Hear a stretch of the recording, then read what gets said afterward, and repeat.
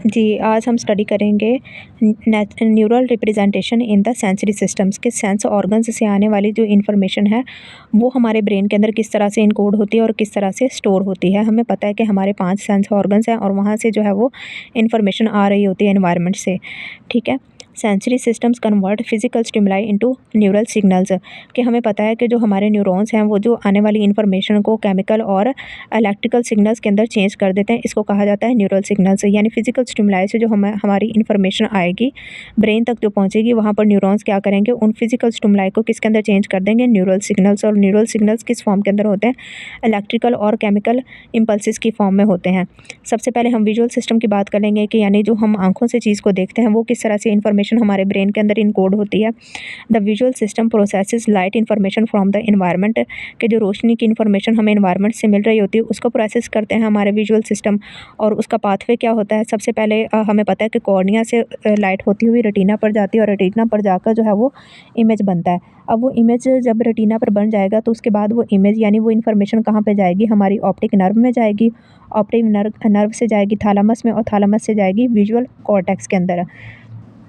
Visual cortex दिमाग का वो एरिया है जो कि हमारी नज़र से रिलेटेड है, यानी हमारी आंखों में जो इन्फॉर्मेशन आती है, जो हम चीज़ों को देखते हैं वो उसको प्रोसेस करता है। For example, seeing a red Apple involves the activation of neurons that process colour and shape. हमें पता है कि जो ब्रेन के अंदर हमारे न्यूरॉन्स की एक्टिवेशन होती है वो बहुत ही स्पेसिफिक होती है, यानी एक काम के लिए एक ख़ास तरह के न्यूरॉन्स ही एक्टिव होंगे। तो जब नज़र से रिलेटेड यानी चीज़ों को देखने के अमल से इस तरह के न्यूरॉन्स एक्टिव होंगे जो कि कलर को और शेप को प्रोसेस कर पाएंगे। अगला है auditory system. The auditory system processes the sound waves. हमें पता है कि जो आवाज़ की लहरें होती हैं वो कौन सा सिस्टम प्रोसेस करता है, वो हमारा ऑडिटरी सिस्टम प्रोसेस करता है। और इसका पाथवे क्या है कि जो आवाज़ की लहरें जो हैं वो ईयर से होती हुई कॉक्लिया में जाती हैं, कॉक्लिया से जाती हैं ऑडिटरी नर्व में, ऑडिटरी नर्व से वो जो साउंड वेव्स हैं वो ब्रेन स्टेम में जाएंगी और ब्रेन स्टेम से जाती हैं ऑडिटरी कॉर्टेक्स के अंदर। सिमिलरली ऑडिटरी कॉर्टेक्स हमारा ब्रेन का वो हिस्सा है जो कि साउंड वेव्स को प्रोसेस करता है, यानी हमारी आवाज़ों को प्रोसेस करता है और हमें ये अंडरस्टैंड करने में हेल्प करता है कि हमने किसकी आवाज़ सुनी है, किसी मर्द की सुनी है या औरत की, किसी बच्चे की या किसी लड़की की सुनी है या किसी लड़के की सुनी है या किसी जानवर की सुनी है या हमने किसी ट्रैफिक की आवाज़ सुनी है। तो ये सारी चीज़ें कहाँ जाकर प्रोसेस होती हैं, हमारे ऑडिटरी कॉर्टेक्स के अंदर। For example, recognising a friends voice involves neural processing in auditory cortex, के हमने किसी दोस्त की आवाज़ सुनी है तो ये हमें रिकॉग्निशन कहाँ पे होगी, ऑडिटरी कॉर्टेक्स की वजह से होगी, क्योंकि ऑडिटरी कॉर्टेक्स में जाकर जो है वो हमारी न्यूरल प्रोसेसिंग हुई है इन्फॉर्मेशन की। थर्ड है हमारा somatosensory and motor systems. The somatosensory system processes touch, temperature, pain and body position, कि जो हमारा टच से रिलेटेड जो सेंसेस हैं, यानी हमारी स्किन का जो रिस्पांस है उसके अंदर टच भी आ जाता है, उसके अंदर हमारा टेम्परेचर भी आ जाता है, पेन की एक्सपीरियंसेस भी होते हैं। ये सारी चीज़ें जो है वो हमारा सोमैटो सेंसरी सिस्टम जो है वो परफॉर्म करता है, या वो हमारा सिस्टम जो है वो इस सारी इन्फॉर्मेशन को प्रोसेस करता है। The motor system controls the movement of muscles. हमें पता है कि जो हमारी मसल्स की मूवमेंट है जी, यानी हैंड और हमारे लेग्स की मूवमेंट है या ओवरऑल बॉडी की जो मूवमेंट है उसको हमारा मोटर सिस्टम जो है वो कंट्रोल करता है। For example, feeling a hot object activates the pen receptors and causes a quick withdrawal. अगर फॉर एग्जाम्पल हमने किसी हॉट ऑब्जेक्ट को टच कर लिया है तो हमारे ब्रेन के वो वाले न्यूरॉन्स एक्टिव हो जाएंगे जो कि टच की जो इन्फॉर्मेशन है या पेन की जो इन्फॉर्मेशन है उसको प्रोसेस करते हैं। और जब वो इन्फॉर्मेशन हमारे न्यूरॉन्स यानी हमारे ब्रेन तक पहुंचेगी तो हमारा जो हाथ है वो क्विकली जो है वो पीछे हो जाएगा, हम हाथ को क्विकली जो है वो पीछे खींच लेंगे। 7 मेजर आगे हमने पढ़ना है neural representation of higher cognitive functions, के हमारे हायर कॉग्निटिव फंक्शंस जो है वो किस तरह से हमारे ब्रेन में प्रोसेस होते हैं, यानी हायर कॉग्निटिव फंक्शंस से रिलेटेड जो इन्फॉर्मेशन है वो हमारे ब्रेन में किस तरह से प्रोसेस होती है, किस तरह से हमारा ब्रेन जो है वो उस चीज़ को अंडरस्टैंड करता है। Higher cognitive functions involve complex brain networks, के ब्रेन के जो कॉम्प्लेक्स नेटवर्क्स हैं वो इन्वॉल्व होते हैं हायर कॉग्निटिव फंक्शंस के अंदर।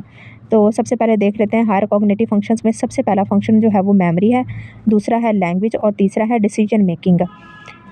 Memory representation.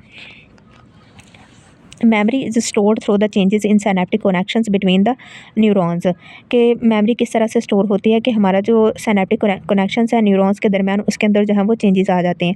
हमें पता है कि एक न्यूरॉन जो होता है वो दूसरे न्यूरॉन के साथ कनेक्टेड है, यानी एक न्यूरॉन का डेंड्राइड जो है वो दूसरे के एक्सन के साथ कनेक्टेड होता है।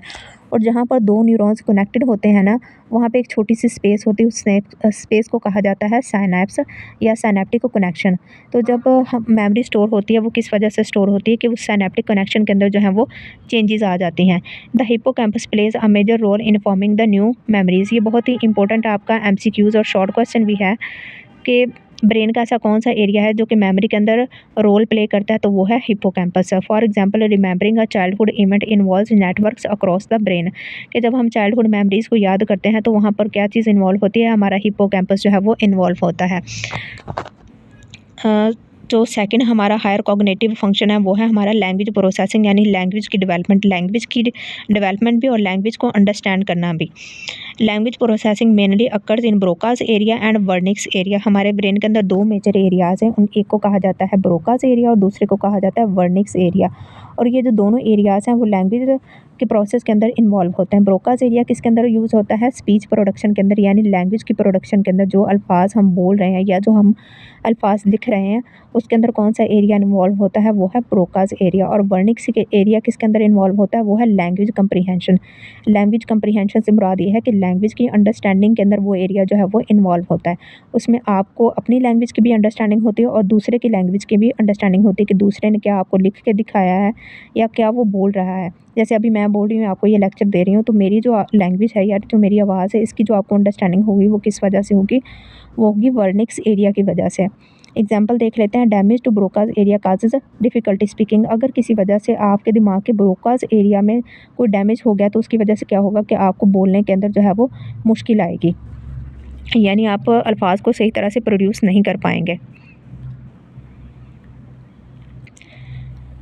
थर्ड जो हमारा कॉग्निटिव फंक्शन है, हायर लेवल का कॉग्निटिव फंक्शन है, वो है डिसीजन मेकिंग, कि आपने कोई फ़ैसला लेना है।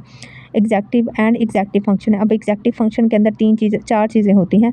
सबसे पहले होती है आपने कोई प्लानिंग करनी है, रीजनिंग करनी है, यानी आपने कोई लॉजिकल आंसर ढूंढना है।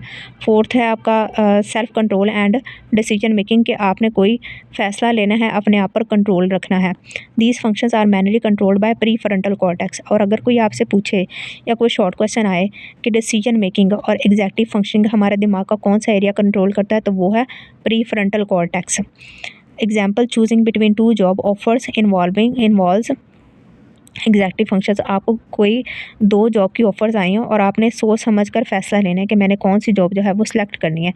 तो इस प्रोसेस के अंदर जो आप डिसीजन ले रहे हो या जो आप प्लानिंग कर रहे हो, रीजनिंग कर रहे हो, कि आप लॉजिकली थिंकिंग कर रहे हो, वो आपका कौन सा एरिया वो जो है यूज़ होगा, वो होगा प्री फ्रंटल कॉर्टेक्स। आगे हम पढ़ेंगे न्यूरल प्लास्टिसिटी एंड लर्निंग। ये अब एक अलग से कॉन्सेप्ट है।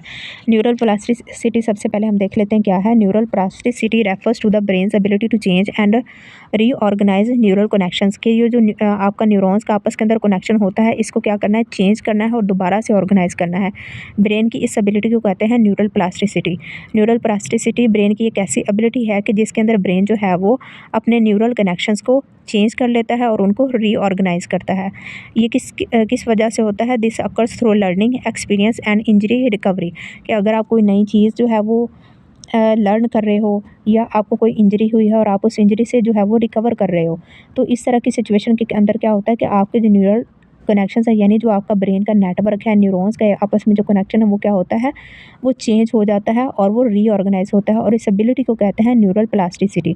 For example, when a person learns new language and neural pathways are formed, कि एक पर्सन है उसने कोई नई लैंग्वेज सीखी है, यानी उसने कोई नई लर्निंग की है, तो इस सिचुएशन के अंदर क्या होगा कि जो आपके न्यूरॉन्स का आपस के अंदर कनेक्शन है वो चेंज हो जाएगा, और इस एबिलिटी को क्या कहते हैं, न्यूरल प्लास्टिसिटी।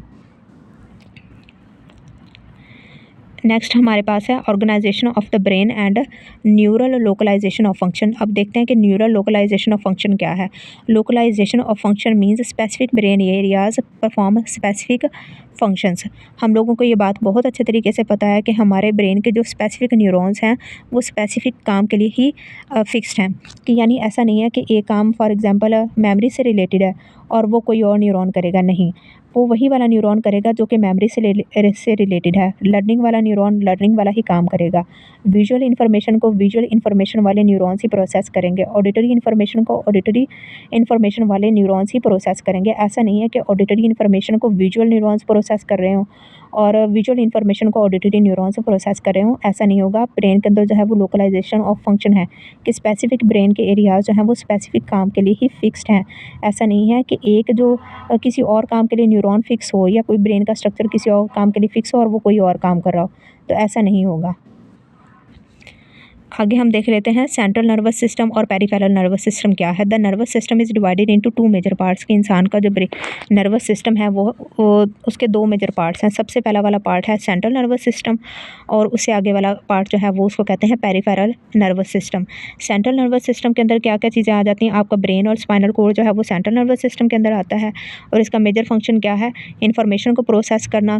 कौन कौन सी इन्फॉर्मेशन को, जो आपके 500 सेंस ऑर्गन से आ रही होती है, विजुअल, ऑडिटरी, टच वाली या टेस्ट वाली या जस्टेटरी यानी जो स्मेल वाली इन्फॉर्मेशन है, वो जो सारी 500 की 500 इन्फॉर्मेशन है वो कौन कौन से सेंट्रल नर्वस सिस्टम जो है वो आपका प्रोसेस करता है और आपके बिहेवियर को भी कंट्रोल करता है। उसके बाद आ जाता है peripheral nervous system. Peripheral nervous system includes the nerve outside the brain and spinal cord, यानी ब्रेन और स्पाइनल कोड के अलावा जो दूसरी नर्व्स हैं वो पेरिफेरल नर्वस सिस्टम के अंदर आ जाती हैं।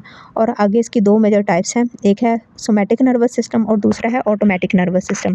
सोमैटिक नर्वस सिस्टम जो है वो आपके वॉलंटरी एक्शंस को कंट्रोल करता है। वॉलंटरी एक्शंस वो होते हैं जो कि आपके अपने कंट्रोल के अंदर होते हैं और automatic nervous system involuntary actions को कंट्रोल करता है। इनवॉलंटरी एक्शंस वो होते हैं कि जो आपके कंट्रोल के अंदर ना हो। और ये कौन कौन से फंक्शंस हैं, जैसे कि आपका हार्ट रेट, आपकी ब्रीथिंग, आपका ब्लड प्रेशर, ये इस तरह की चीज़ें हैं जो कि आपके कंट्रोल के अंदर नहीं हैं, इनको कहते हैं इनवॉलंटरी एक्शंस। और इनवॉलंटरी एक्शंस को कौन सा नर्वस सिस्टम कंट्रोल करता है, ऑटोनोमिक नर्वस सिस्टम। और वॉलंटरी एक्शंस को, ऐसे एक्शंस जो कि आपके कंट्रोल के अंदर हों, इसको कौन सा सिस्टम कंट्रोल करता है, इसको करता है सोमैटिक नर्वस सिस्टम कंट्रोल करता है।